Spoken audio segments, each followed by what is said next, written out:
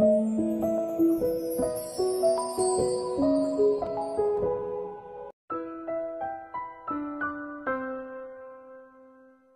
82 Pengalihan. Valentino tidak punya waktu untuk memedulikan tatapan kaget orang-orang di sekitar. Valentino maju 2 langkah, lalu Valentino menjambak rambut Mario dan mengangkatnya.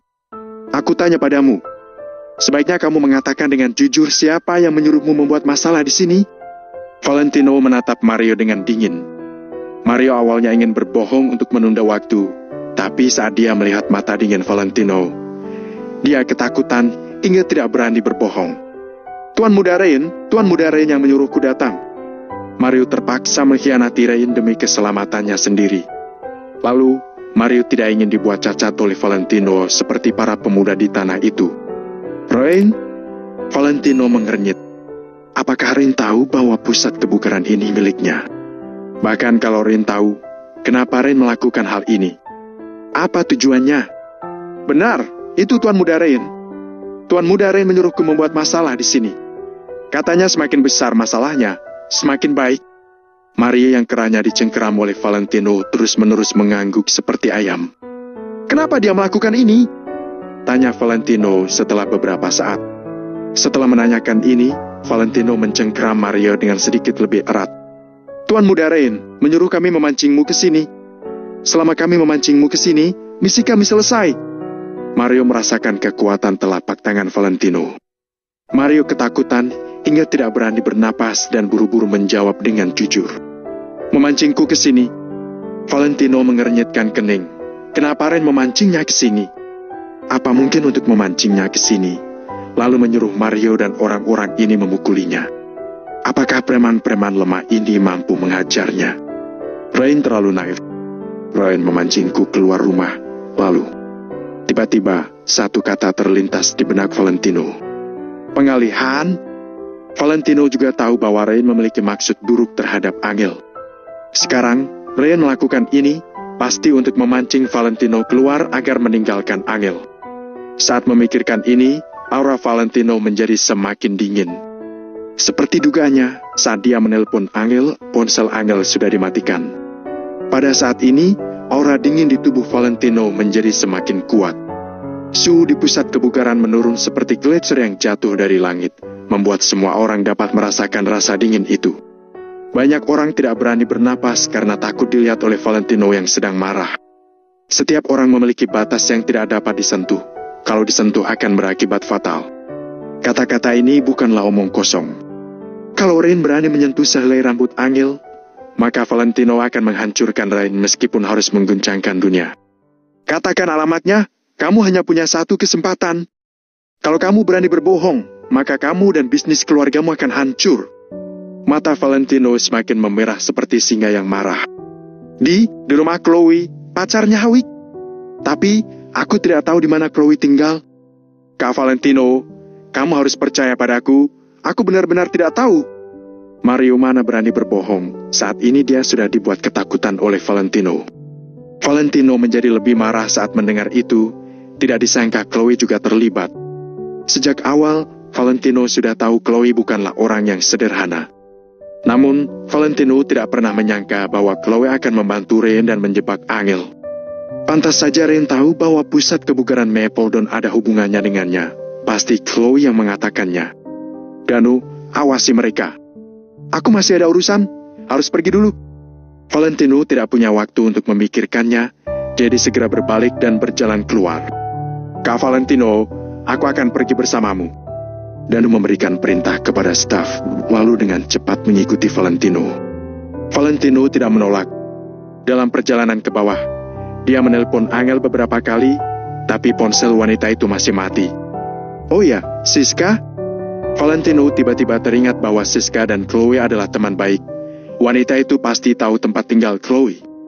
Untungnya saat membeli mobil, dia dan Siska yang menjadi resepsionis eksklusif Valentino bertukar nomor telepon. Setelah telepon terhubung, Valentino tidak basa-basi lagi dan langsung menjelaskan maksudnya. Saat menerima panggilan dari Valentino, Siska sangat gembira, lalu sedikit bingung ketika mendengar Valentino menanyakan alamat Chloe. Namun, dia tetap memberitahu Valentino. Setelah mendapatkan alamat dari Siska, Valentino tidak mengatakan apa-apa lagi. Dia bergegas menuju rumah Chloe bersama Danu dengan kecepatan penuh. Valentino sama sekali tidak peduli dengan berapa banyak lampu merah yang diterobosnya sepanjang jalan. Di rumah Chloe. "Chloe, jangan minum lagi." Angel meraih botol di tangan Chloe. Ponsel keduanya dimatikan, lalu diletakkan di samping. Ini adalah permintaan dari Chloe. Wanita itu mengatakan kalau dia tidak ingin diganggu oleh siapapun dan ingin kehilangan kontak dengan dunia luar, jadi Angel pun terpaksa mematikan ponselnya. Angel mau tidak mau mengalah saat melihat Chloe ingin mati, jadi dia mengikuti kemauan wanita itu. Chloe tiba-tiba menatap Angel sambil berkata dengan serius, "Angel, apakah kamu teman baikku? Kalau kamu teman baikku, maka minumlah denganku." Saat ini, Angel benar-benar tidak bisa menolak Chloe. Karena bagaimanapun juga, Chloe terlihat sangat menyedihkan sekarang. Namun, Angel tiba-tiba teringat kejadian di bar jazz sebelumnya, jadi dia ragu-ragu. "Chloe, kamu tahu kalau aku tidak bisa minum, aku juga jarang minum." Angel ingin menolaknya. "Hei, kalau begitu lupakan saja. Lagi pula, aku tidak punya apa-apa sekarang, tidak apa-apa." Chloe menertawakan dirinya sendiri, lalu mulai minum sambil memegang botol bir. Angel merasa tidak nyaman melihat Chloe seperti ini. Setelah ragu-ragu sejenak, dia pun mengambil sebotol anggur. "Selama kamu berjanji padaku untuk tidak berpikir terlalu banyak dan tidak melakukan hal-hal bodoh, maka aku akan minum bersamamu." "Oke, Angel, aku akan menurutimu. Selama kamu menemaniku minum hingga mabuk, aku akan menurutimu. Aku janji, selama kita berdua mabuk, maka aku akan melupakan semua hal yang tidak menyenangkan saat bangun besok." Chloe buru-buru meyakinkan Angel. Kemudian, Chloe berinisiatif membantu Angel membuka tutup botol anggur, lalu menyerahkannya kepada Angel. Angel terdiam sebentar, kemudian mengangkat kepalanya dan mulai minum. Namun, apa yang tidak dia sadari adalah tatapan meremehkan dan ejekan di mata Chloe saat ini, serta kepuasannya atas keberhasilan rencananya. Selanjutnya, Chloe terus menuangkan bir untuk Angel. Setiap kali Angel menolaknya, Chloe akan segera mengatakan bahwa Angel tidak menganggapnya sebagai teman, bahkan mau melompat dari gedung. Bagaimana Angel bisa membiarkannya melakukan itu? Jadi dia hanya bisa mengerutkan kening dan terus meminum bir. Tak lama kemudian, pipinya pun memerah. Chloe lebih kuat minum daripada Angel. Selain itu, dia sengaja minum lebih sedikit, jadi saat Angel sudah mulai mabuk, dia masih baik-baik saja. "Angel, bukankah kamu memberitahuku sebelumnya kalau kamu tidak terlalu menyukai kehidupanmu saat ini dan merasa bahwa Valentino itu tidak berguna?" tanya Chloe sambil bercanda. Angel yang sudah mabuk tercengang sejenak saat mendengar hal itu, kemudian terdiam lama sebelum menjawab. "Itu dulu. Kemudian aku menemukan bahwa selama ada dia di sisiku, rasanya cukup bagus." Angel yang tidak pernah mengatakan yang sebenarnya di depan Valentino, mengatakan kata hatinya di sini. "Kakek, tidak peduli seberapa baiknya bajingan itu, aku sayang padamu, jadi aku mencari pria yang 100 kali lebih kaya darinya untukmu." Chloe menyeringai lagi. Tidak butuh. Aku hanya ingin Valentino." Bahkan jika mabuk, Angel masih berpegang pada prinsipnya. "Ini tidak bisa terserah padamu." Chloe tertawa bercanda, lalu meraih ponselnya. Dia ingin mengirim pesan kepada Rain. Bab 83 kesini kalau kamu seorang pria. Chloe sudah melakukan apa yang harus dilakukan olehnya. Sisanya tinggal diserahkan kepada Rain. Terserah rumah ini mau diapakan oleh Rain, karena nanti Rain akan memberinya sebuah villa mewah di perumahan di Jing Oriental. Jadi setelah dihitung-hitung, Chloe merasa tidak rugi. Mengenai Angel, paling-paling kelak dia tidak perlu berteman dengan Angel lagi, jadi untuk apa dia berpikir terlalu banyak. Lagi pula, Chloe tidak akan mati karena kehilangan satu teman. Setelah dipikirkan, Chloe merasa semakin antusias. Chloe pun segera menyalakan ponselnya, lalu mengirim pesan. Boom! Pada saat ini, terdengar suara pintu ditendang oleh seseorang hingga terbuka. "Tuan Muda Rain buru-buru sekali, aku bahkan belum mengirimkan pesannya." Chloe menoleh sambil tersenyum. Namun detik berikutnya, senyum Chloe langsung membeku. Karena Chloe melihat ada sosok tinggi yang menghadang di depan pintu.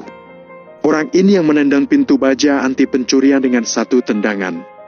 Kekuatan mengerikan macam apa itu? Pada saat ini, orang itu memancarkan aura dingin yang tak terbatas sambil menatap lurus ke arah Chloe dengan mata merah. Mata sedingin es itu sepertinya bisa menembakkan panah petir yang menembus jiwa seseorang. Chloe tiba-tiba gemetar, lalu ponsel di tangannya jatuh ke tanah dengan keras. Chloe sudah menjatuhkan ponselnya 2 kali di depan Valentino. Yang pertama adalah saat dia dikejutkan oleh BMW Valentino. Kali ini, Valentino sendirian tanpa mobil mewah atau barang semacamnya, tapi tatapan matanya saja sudah membuat Chloe gemetar. Tatapan macam apa itu? Horor, mengerikan. Tidak, 2 kata ini tidak cukup untuk menggambarkannya. Sepasang mata itu adalah mata iblis dari neraka. Pupil matanya gelap pekat, sekelilingnya merah dan memancarkan aura pembunuh. Seolah-olah dewa iblis yang haus darah datang ke dunia, jadi manusia hanya bisa merangkak dan gemetar di bawah kakinya dan tidak berani melakukan perlawanan apapun. Wow, Valentino! Chloe gemetar tanpa henti dan tanpa bisa ditahan menyebutkan nama pria itu. Benar, sosok yang terlihat seperti iblis haus darah ini adalah Valentino. Valentino berjalan menuju ke arah Chloe tanpa mengucapkan sepatah kata pun. Saat ini, Angel sudah mabuk dan tertidur di sofa. Ketika melihat Angel sudah aman, Valentino menjadi tidak begitu gugup dan marah. Namun, ini tidak meredakan kebenciannya terhadap Chloe. Apa yang akan terjadi kalau dia tidak menemukan alamat Chloe? Valentino tidak dapat membayangkan apa yang akan terjadi pada Angel kalau dia tidak cukup cepat tiba di sini. Jika Angel yang keras kepala itu benar-benar ditindas oleh Rain, dia pasti tidak akan mau hidup lagi karena hanya kematian yang bisa membuktikan kemurniannya. Kalau begitu, sampai berapa lama Valentino harus merasa bersalah dan menyesalinya? Kenapa kamu melakukan hal seperti ini? Valentino menatap Chloe dengan dingin sambil bertanya. Mungkin aku harus bertanya, kamu ingin mati dengan cara apa? Ah, apa yang kamu bicarakan? Valentino, ada apa denganmu? Chloe menutupi perasaan takutnya dengan suara bergetar. Apakah kamu tidak tahu apa yang sudah kamu lakukan? Kamu seharusnya tahu dengan jelas bagaimana Angel memperlakukanmu. Tidak disangka, kamu benar-benar licik, kata Valentino sambil mengambil ponsel Chloe dari lantai.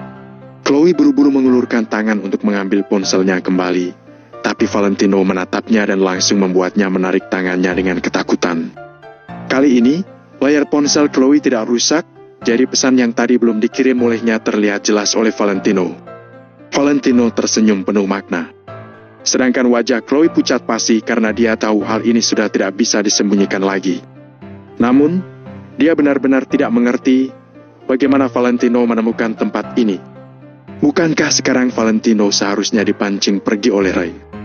Kirim pesan itu agak merepotkan, kenapa kamu tidak telepon saja? Bukankah Ray ingin datang? Kalau begitu, aku akan mengundang Rain ke sini. Setelah selesai berbicara, Valentino langsung menelpon Rain. Rain sedang bersembunyi di sebuah rumah.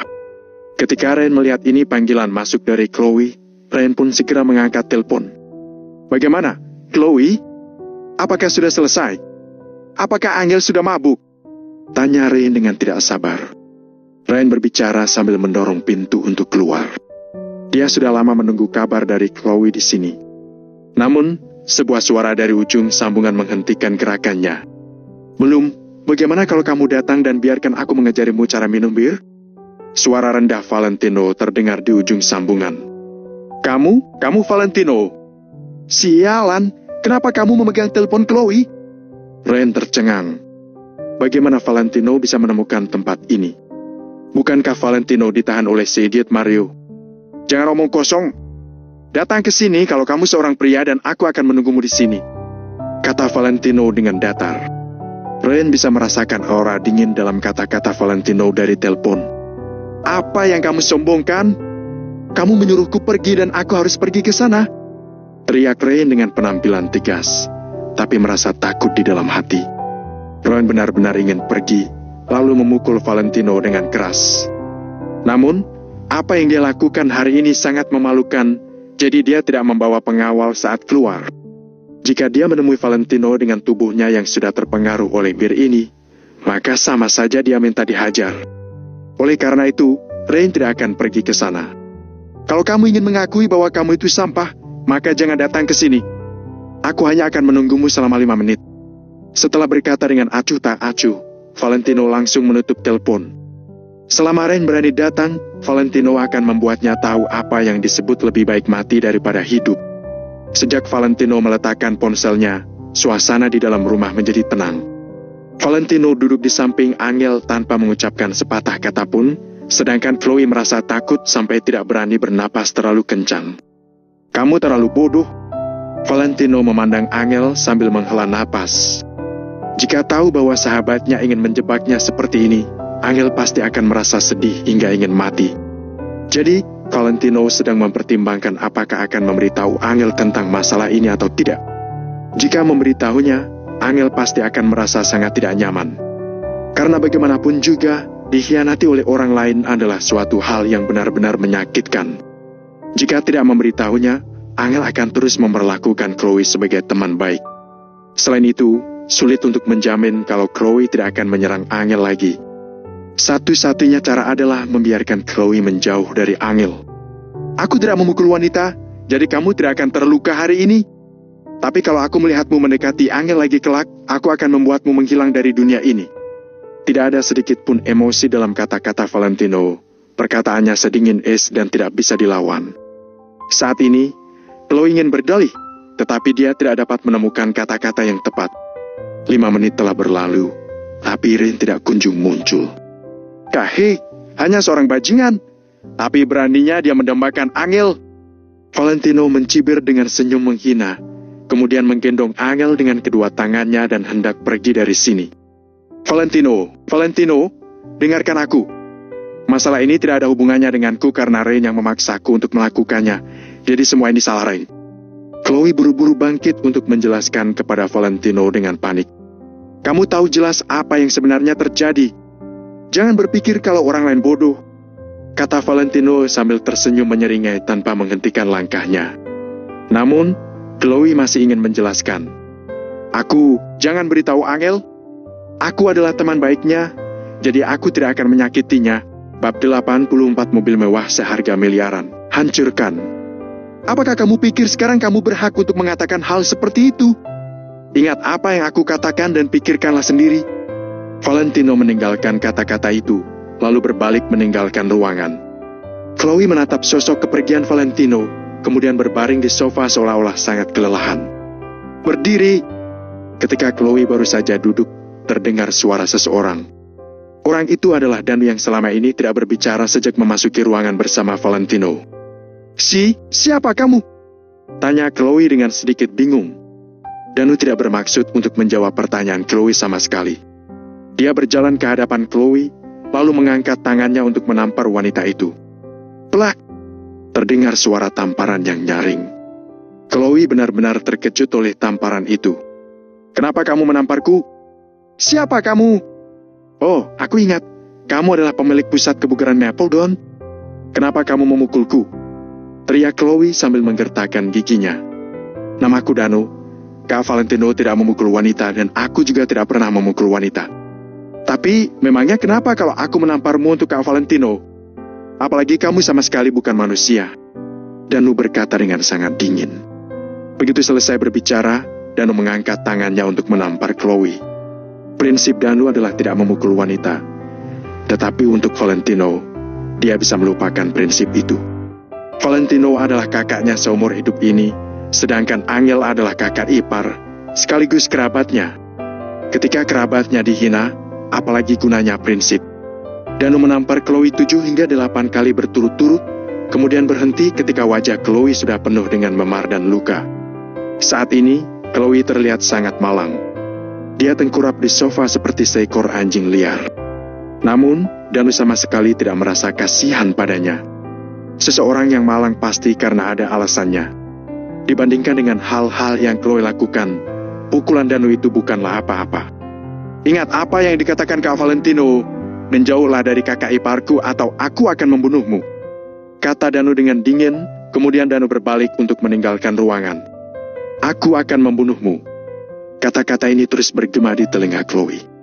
Jantung Chloe berdebar kencang, dia tidak berani meragukan kata-kata Danu. Chloe percaya bahwa Danu pasti berani membunuhnya. Setelah melihat kepergian Danu dan Valentino, Chloe menghela napas lega. Lalu Chloe berlari ke jendela untuk melihat ke bawah. Valentino menggendong Angel ke bawah, lalu berjalan ke mobilnya. Ketika Valentino hendak memasukkan Angel ke dalam mobil, Angel tiba-tiba mengulurkan tangannya dengan linglung, lalu mendorong Valentino. Dia hampir membuat Valentino terhuyung-huyung. "Angel, kamu kenapa?" Valentino segera memegang tangan Angel. Namun, Angel menarik kembali tangannya, kemudian Angel menampar Valentino. Valentino segera menahan tangan Angel. Dia tidak tahu apa yang terjadi. Danu di sampingnya juga terdiam. "Minggir, aku sudah punya suami. Jangan sentuh aku." Setelah mengatakan ini, Angel langsung berjongkok di samping mobil, lalu muntah. Dia bahkan tidak mau melihat Valentino. Begitu mendengar kalimat itu, hati Valentino terasa hangat. Inilah alasan kenapa dia selalu menyukai Angel.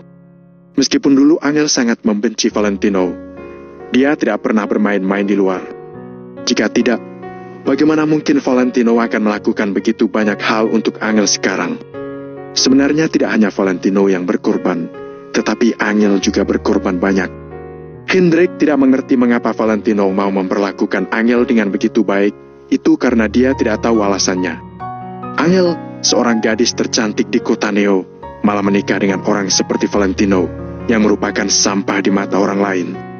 Jika digantikan dengan orang lain, pasti tidak akan ada yang bisa menerima kesenjangan besar seperti ini dengan senang hati. Selama 3 tahun ini, Angel juga telah menerima penghinaan dari orang lain yang tak terhitung jumlahnya karena Valentino. Ejekan dari dunia luar dan pengucilan dari keluarga Kusuma, semua ini ditanggung sendiri oleh Angel. Angel telah banyak berkorban. Oleh karena itu, setelah Valentino mampu, semua tanggungan Angel sebelumnya akan dipikul olehnya sekarang. Dia akan membalas semua penghinaan yang Angel rasakan sebelumnya kepada orang-orang itu sedikit demi sedikit. "Angel, ini aku, Valentino." Valentino berjongkok, lalu Valentino menepuk punggung Angel dengan pelan. "Kamu, Valentino?" Angel mengangkat kepalanya dengan linglung, lalu menatap Valentino dengan teliti. Kemudian, dia tersenyum sambil berkata, "Kamu benar-benar adalah Valentino. Kalau begitu kamu bawa aku pulang. Aku hanya ingin pulang bersamamu." Chloe bilang dia ingin memperkenalkanku pada seorang pria yang 100 kali lipat lebih hebat darimu. Tapi aku tidak perlu. Aku tahu hanya kamu yang paling menyayangiku. Aku akan pergi bersamamu. Setelah mengatakan ini, Angel tertidur lagi dengan linglung. "Baik, aku akan membawamu pulang." Hati Valentino bergejolak kuat. Orang mabuk akan berkata jujur. Semua yang Angel katakan sekarang adalah kata-kata hatinya. Setelah menempatkan Angel di kursi belakang, Valentino menutup pintu mobil dengan pelan. Ketika dia berdiri lagi, wajahnya sudah berubah muram. "Kak Valentino, apa yang harus aku lakukan? Biar aku saja yang melakukannya. Setelah menyelesaikannya, aku akan pergi bersembunyi. Kamu bantu aku rawat ibuku." Danu terlihat serius dan tegas. Valentino mengerti maksudnya. Meskipun sekarang Valentino ingin membunuh seseorang, Danu juga akan melakukannya tanpa ragu-ragu. Tidak perlu. Apakah kamu melihat mobil itu?" Valentino menggelengkan kepalanya dengan pelan, lalu mengulurkan jarinya untuk menunjuk kejauhan. Ada sebuah Maserati yang diparkir di sana. Meskipun ia tersembunyi dengan baik, Valentino masih bisa melihat mobil sebesar itu. "Iya, kenapa?" tanya Danu dengan sedikit bingung. Valentino tidak menjawab, hanya tiba-tiba berbalik lalu melihat ke arah bangunan tempat tinggal Chloe. Danu tidak mengenal mobil itu, tetapi Valentino langsung mengenal Maserati itu adalah milik Ryan setelah melihatnya sekilas. "Ryan, muncullah kalau kamu adalah pria. Kalau tidak, aku akan menghancurkan mobilmu." Valentino tidak berkata dengan suara keras, tetapi dia tahu bahwa Ryan pasti bisa mendengarnya. Ryan memang mendengarnya, tidak hanya dia, tetapi Chloe dan banyak penduduk di lingkungan itu juga mendengarnya. Mereka semua menjulurkan kepala mereka keluar jendela untuk menyaksikan kehebohan. "Waduh, siapa yang mau menghancurkan mobil orang lain? Apa itu benar-benar mobil atau sepeda? Entahlah, kurasa dia hanya membual karena menghancurkan mobil orang lain itu melanggar hukum." "Omong kosong. Beraninya dia membual. Aku tidak percaya dia berani menghancurkannya." Sementara di sisi lain, Ryan sedang bersembunyi di balik gorden sambil melihat keluar melalui celah. "Berpura-pura saja. Memangnya kamu berani menghancurkan mobilku? Cobalah kalau kamu berani." Gumam Rain dengan nada menghina. Dia merasa bahwa Valentino hanya membual. Jangankan Maserati edisi terbatas yang bernilai miliaran, bahkan jika itu adalah sebuah sepeda motor listrik, beranikah Valentino menghancurkannya? Kamu benar-benar lupa diri setelah mengendarai BMW. Berani kamu bertingkah denganku? Aku bisa membunuhmu dengan mudah. Sementara di sisi lain, Chloe tidak berpikir demikian di dalam hatinya. Setiap kali dia teringat dengan tatapan menakutkan Valentino, dia tidak berani meragukan kata-kata Valentino. Setelah selesai berteriak, Valentino berdiri di tempat sambil menunggu dengan tenang selama beberapa detik. Setelah itu, dia menatap ke Danu, lalu berkata, "Hancurkan!" Danu tidak banyak bicara, dia langsung berjalan ke petak taman bunga di sebelahnya, lalu mengeluarkan sebuah pagar besi. Setelah itu, dia berjalan menuju Maserati itu. Gila, dia benar-benar mau menghancurkan Maserati itu. Itu adalah mobil mewah bernilai miliaran. Mustahil. Dendam sebesar apa yang dia miliki? Bisa-bisanya dia menghancurkan mobil seharga miliaran milik orang lain.